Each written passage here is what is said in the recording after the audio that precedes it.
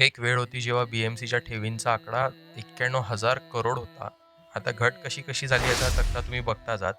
30 जानेवारी 26ला 81,449 कोटी इतक्या ठेवी शिल्लक होत्या. त्या आता 30 एप्रिलला 77,810.55 कोटी इतक्या राहिल्यात. अशा प्रकारे जर जानेवारीपासूनचाच विचार केला तर जवळपास 4,000 कोटी रुपयांची घट या ठेवींमध्ये झाली असल्याचं कळतंय.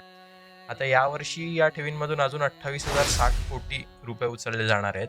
त्या 28,060 कोटींपैकी 13,765 कोटी तात्पुरते अंतर्गत कर्ज आणि 14,295 कोटी प्रकल्पांसाठी वापरले जाणार आहेत. खरं तर सेनेची BMC मधली टर्म संपल्यापासूनच हा ठेवी काढून घेण्याचा मुद्दा वादग्रस्त होत आहे.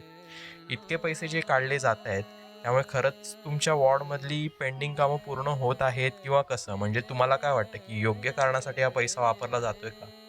धन्यवाद. लाईक करा, सबस्क्राईब करा, चॅनल फॉलो करा. Thank you so much.